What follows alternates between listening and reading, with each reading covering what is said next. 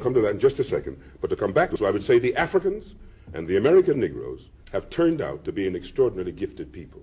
The great tragedy is that by not making us full-class citizens as yet in America, they may be losing, I don't know how much yet. And to come back, I would say that unquestionably, I am an American, born there. My father slaved there.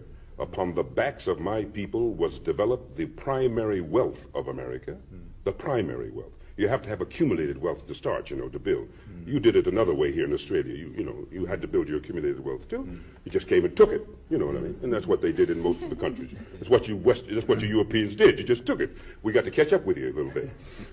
And so in America. So there's a lot of America that belongs to me yet, you understand? But just like a Scottish American is proud of being from Scotland, I'm proud for being African. Now in our school books, they tried to tell me that all Africans were savages, till I got to London and found most of the Africans I knew were going to Oxford and Cambridge and doing very well, and learned their culture.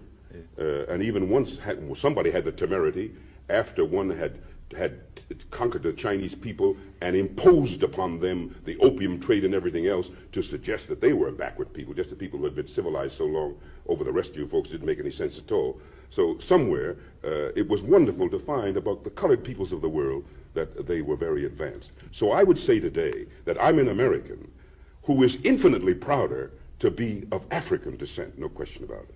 No question about it. I'm an Afro-American, and I don't use the word American ever loosely again.